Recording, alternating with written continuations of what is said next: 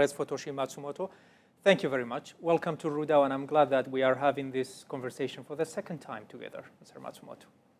Thank you so much, Zorspas, for inviting me again after almost 1 year and 9 months. 1.5, right? Yeah.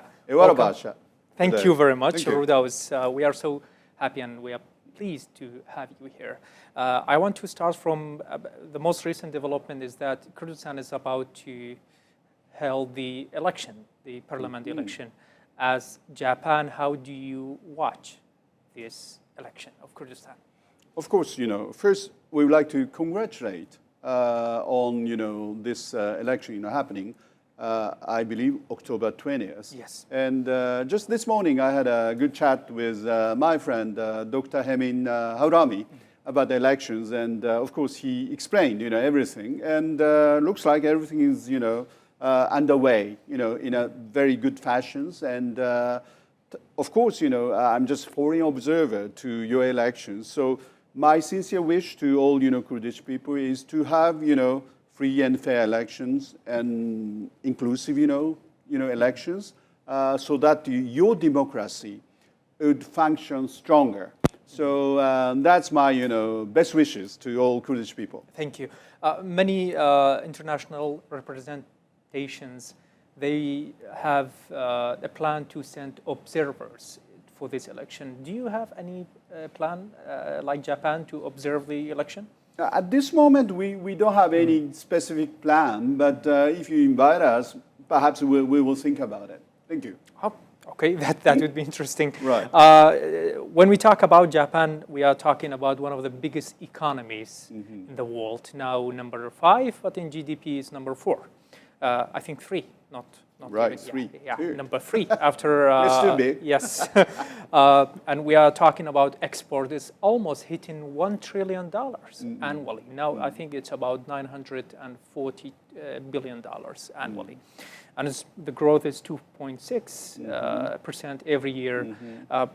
But when we see the trade between Iraq and Japan, it's about $600 million per year. Half of that amount is only cars. I want to ask you that in the years that you have been here, what have you done to increase this trade between Japan and Iraq? Oh. And Kurdistan too. You gave me, headache. Of course, I have to admit, that, for instance, in 2023, Japanese export to Iraq amounted to approximately $755 million. And the main products include like automobiles and oil well pipes and pumps.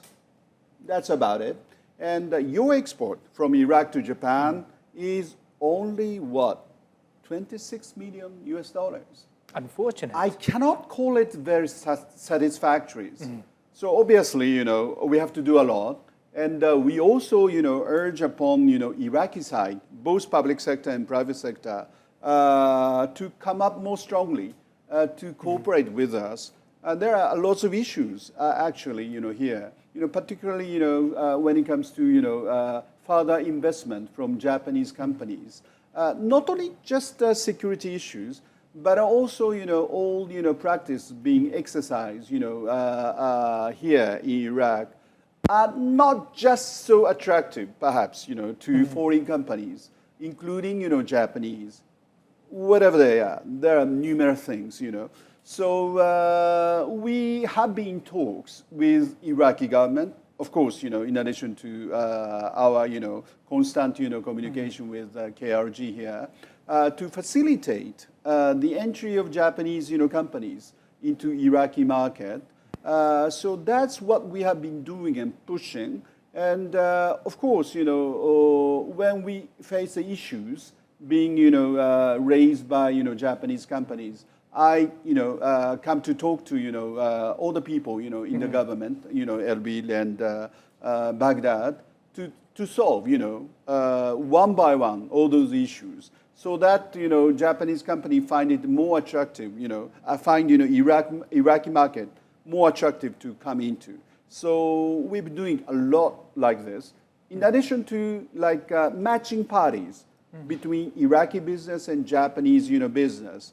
Because, there's an issue of, how do I say, weak presence of Iraqi private sector. So big Japanese companies cannot find, credible partners so easily.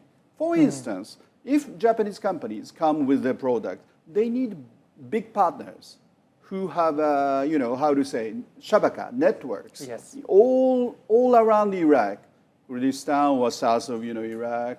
But you don't find such, business map. So, for instance, even Toyota Iraq, they have to, nurture, Iraqi private business partners, by their own efforts. This is a big headache for Japanese companies too. You talked about automobiles as half of the exports from Japan to Iraq. And here in Iraq and Kurdistan, Kurdish people, they love Japanese car. Toyota have been like our automobiles from day one. Right.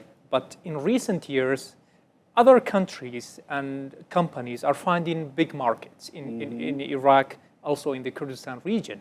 And they are coming with attractive offers for people. And many people, we see different brands from different countries. Is this a concern for big Japanese companies, car companies like Toyota, Lexus in Iraq? I don't have any fear. You don't Because, for instance, you told me you have a Japanese car, right? And most likely you will buy Lexus maybe next year, right? So, Toyota and Lexus, they're doing really great work. In addition to that, automotive, markets in Iraq is expanding. For instance, I have a figures, 2021, the sales of, cars, here in the whole Iraq was only 85,000. 2 years later, 2023, I see the figure, went up 150%, expanded to, 130,000, cars. So, like this, exponentially, car market is, growing. So no wonder, other car brands coming in. Not only, other, non-Japanese cars, but also other Japanese brands too. Suzuki is doing good, and we had a chatted about Matsuda. It's a new Japanese brand. They're coming too, and some others are also in negotiation with some Iraqi local partners. So I think there's a huge potential for car markets here in Iraq. Okay. When we talk about the relation between Kurdistan and Iraq with Japan, in the most recent years that you have been here, in which field the most development happened? Okay, apart from like automotive motive, sales, for private sectors, there's some other companies also entering into the market. I will, perhaps talk about entry of, Fujifilm or Komatsu. Fujifilm is focused on medical equipment with, their, strong, digitalization, capability. And Komatsu are quite famous for construction, machinery, for instance. Those companies are coming in, for instance. That's for private sector. And for public sector, of course, as you understand that, our Japanese company called JGC has been working for a couple of years already in Basra to build huge refinery. So their work now has completed 80%. And the refinery will be completed by the end of next year, 2025. That's in south of Iraq. Yes, in Basra. So this refinery, once completed, will produce, petrochemical? Petroleum, products with higher values. And every day, this refinery produces $8 million worth products. Can you believe it? This figure. Interesting. So I think this will lead to the prosperity of whole Iraq eventually. You talked about Fujifilm. This is the sample? Oh yes. This is just an example of image offered by Fujifilm. X-ray. Yes, of human bodies. Part of it. So they have certain technologies, using artificial intelligence, as you see, high resolution plus AI. So, if you use, this technology, the raw image of, your human bodies will be much clearer so that, doctors can identify, what is wrong. So now this is coming to Kurdistan and Iraq. Yes, Fujifilm people are talking to, the people in Baghdad and also, Erbil to introduce, their technologies as well as, their sort of, new center for preventive medicine called Nura, for instance. So this is just an example of, Japanese technology. In terms of technology, right. Japan is one of the leading countries. Is this the only field that Japan is working or trying to help Iraq and the Kurdistan region? Well, this is just an example. And the number of Japanese companies which have been coming to Iraqi market is very limited. So we have been pushing all other, Japanese companies. And also, I want, Iraqi businessman or Kurdish businessman come forward to Tokyo, to Japan, to find out, what exactly, your people want, from us. So, but so far, lots of businessmen here are sitting relaxed, in Iraq because they're making good money, perhaps. So with no much I want effort. them come to Japan. Don't look for cheap things. Look for modern technology from Japan. That's my call to all respectable Iraqi and Kurdish businessmen. Is it hard to find people, local businessmen, responding to this call? Yes, this is a question. Look for quality, not for cheap. This is a question. There's a certain tendency, for Iraqi businessmen or Kurdish businessmen to find, cheap products more profitable so that they can sell. But if you want to upgrade your economy, you have to look for something more value-added, products, right? So in order to achieve this, I think you have to look for something better. Not just, looking for just profits. We all know JICA here in Kurdistan. JICA has been very supportive in terms of infrastructure, also sewage network. Right. What's the last update about JICA's projects? Okay. Well, I tell you what they have achieved, in the past, let's say, 20 years. Like our contributions through Japanese, loans provided by JICA in the past, years amounted to almost close to like $1 billion. $1 billion. And also, which includes almost 5 major, projects. The first one we did was electricity, networks here in Kurdistan. And then to be followed by water supply, project in a number of cities in Kurdistan. So I got surprised when I visited like Sulaimaniya or Halabja. Everybody, was so appreciative about, Japanese, project of, supplying, clean, water there. And then, there's a, hydroelectric generation plant. It's called Deralok, power plant. Then the latest one was a sewage project, here in Erbil. But only first stage has been, underway. So you need a second stage, for this one. But we are stuck at this moment, for this. Good. And something that I read, and it's interesting for me, is that Japan is providing scholarships for Kurdish students and also students from Iraq. I think many people now are interested. Right. They want to know more about this. So may you brief us? What are these scholarships? Our governmental scholarship is, given to those students who finish, bachelor degrees. So mainly, master degrees and PhD students. So every spring, our, embassy homepage announce, application for this scholarship. We called MEXT, MEXT, scholarship. Around 4 students per year, not really many, I'm sorry, but every year 1 or 2 Kurdish students, win, the scholarship. So they're studying, fairly long years in Japan and come back. So we would encourage, all students to apply for it. How can they apply? Take a look at our Japanese embassy homepage. You can find it, all the information, but every spring. And it's fully funded by the government of Japan. Yes, exactly. That's interesting. I think many people would be interesting about this. Mr. Ambassador, something very big in this region that's taken place is the war in Gaza. What's your government's stance on the Gaza war? Of course, since the eruption of, the incident, October 7th last year, we are so seriously concerned with the, development. And, this led to the, lots of, innocent people's, demise, in Gaza. So we have been trying in talking to, parties, as well as,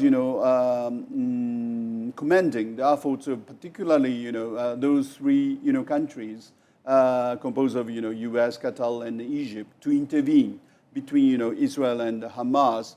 So far, unfortunately, the efforts, hasn't brought, very concrete result. But we are, having in touch with the regional partners to push forward, this process to achieve, the result. And in addition to that, we are the major, supporters to the Palestinians for years, since 1993, when Oslo Agreement was struck. So since that time, we contributed more than $2.5 billion to the Palestinians. So recently, we have contributed $125 million for humanitarian assistance, to those, people in dire needs, in Gaza. So we try to, promote, sort of confidence building amongst the regional parties, in addition to, very strong, support to be provided to Palestinians. Okay. And so that, this issue will not spill over negatively to the region as a whole, which include, of course, Iraq. Good. I want to come back to Iraq and to bilateral relations. One of the key things to strengthen this relation is to build somehow people-to-people relation. And visiting, I think, and tourism is one of the key points in this. Maybe some people now, many people from Kurdistan, also from Iraq now, they travel the world, they want to explore more. How can they visit Japan? How do you facilitate that? Well, actually, that's exactly what I am urging, like a Kurdish people, to come to Japan more. And but unfortunately, not too many people really, coming to Japan. It is not because of visa issues. Perhaps it's a question of maybe interest, as well as maybe cost. So both reasons combined, unfortunately, the result is very minimum. But if you're really interested in certain country or region, I think it's quite fundamental for all the people to come. Compared to other countries, your visa process is much liberal and easier. Easy. It takes only like 1 week and 10 days. And there are 2 travel agencies in Erbil, entrusted by our office to process all the paperwork. So it's not really difficult. And the cost of the visa is very low. Yes. So if you're really interested, please come forward. I feel sometimes, the people here, Iraq or Kurdistan, are a little bit shy, and their world is not really beyond at a certain point. Because you travel to like a Middle Eastern country, Dubai, Istanbul, easy, Beirut. But beyond that, maybe, only like a London, Paris, that's it. But come to Asia, look to the East. That's my message always. So come to Japan. Okay, this is good. You're calling people to go to Japan and visit and see with your eyes. Right. So may I ask you some questions about Japanese culture? And I think people might be interested. Right. One of the points that I just remember is that people in Japan, they are very hardworking people, smart people. And usually, many times that I read reports that workers in Japan and officials, they don't take off days and leave days. And I want to know, do you take leave days and off days? And the government, also the business owners, they are urging people to take off days. Right. Why? Well, maybe that's a quite old image of Japanese, you know. It's Japanese not like that never anymore. take holidays, etc. Yeah. But modern day Japanese are a little bit different. So people would like to be relaxed, you know. But what is important is that, you know, people find sort of purpose in life, in working. So in some of Western countries, working is a sort of, you know, opposite of your life purpose. But in our society, I mean, some kind of work, you know, is considered to be something you live for. You know, there's a very famous Japanese word which became very popular, even in the West. It's called ikigai. Ikigai means, you know, the reason to live for. Purpose. Purpose in life, purpose to live for. You know, if you lose that, you don't feel like living anymore, right? But in case of Japanese, it's a work, for instance. You have something in your mind which is really important to you. Most likely, you know, if I were you, like doing work as a TV presenter, it's just something you live for, sort of. Not just for, you know, economic, you know, merits or profits, but something, you know, you find meaning for you to live, you know. So this is something different concept compared to how, you know, others, you know, think about your own life. So this is how Japanese see work. Yes. In the culture. Also, you've been here for many years. I think you have many Kurdish friends too. What are the common things that you see between Kurdish culture and Japanese culture? Okay, that's a good question. I mean, I think it's more like Oriental sort of, you know, modesty, and coupled with shyness a little bit. Maybe I'm not really, you know, typical Japanese in that sense, because I lived in many countries and I have to do my work as ambassador. But, you know, we don't talk too much in the beginning, you know, when I see someone new, right? For instance, keep a distance always. And also, we respect, you know, old people. So if I see someone, you know, just 1 year older than me, I do respect. So that's common. If 1 year younger than me, maybe less respect, like that. You know? Maybe it's a little bit similar to your society, for instance, you know. Sort of Oriental culture, you know, we share. And something that I'm always interested in is like, Japan is one of the most long-living country. People live long there and healthy. What's the secret behind this? Very good question. Very good question. Okay.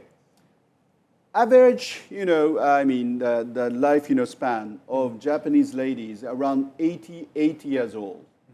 And for men, around 82 years now in Japan. For instance, my grandmother died some years back at 103 years old. And my great-grandma died years back at 99. But she was, you know, smoking long pipe. You know, Oriental woman does that, you know, until, you know, she died, you know, almost. So what is the secret? First of all, you know, healthy food. You know, we don't eat too much. You know, we have a famous words. You should be content with only 80% of your stomach. Don't fill your stomach up, you know, 100%. Just 80% good enough. And we eat more like vegetables and a little bit of, you know, fish. And less oily, you know, food, for instance. So this is very important, and here, of course, you know, people like to eat, you know, very oily food together with rice or bread. So that will lead to, you know, some issues like diabetes, etc. Yeah. So I think all of us should be really careful about health, you know, particularly when I come to Baghdad and Erbil, you know. Kebab and... Yeah, I'm invited by all good friends. They offer to me, what? All the food like this, you know, Huaya, you know, bir Arabi. Too much, a little bit. Did you gain weight? Yeah, here? This is a problem. When we remember Japan, we always remember the quality of Japan. By the way, I'm wearing now a Japanese watch. Okay, I've been having this for years. Right. It's automatic, so there's no. It's fully mechanic. There's no battery in it. It's been years, and I'm still using it. Maybe it's gonna last for tens of years. What? This is only an example. What is the secret behind Japanese quality in everything? Taking it from a pen to a watch to a car to all sorts of things. There isn't any secret. We attach, the most importance to the maintenance.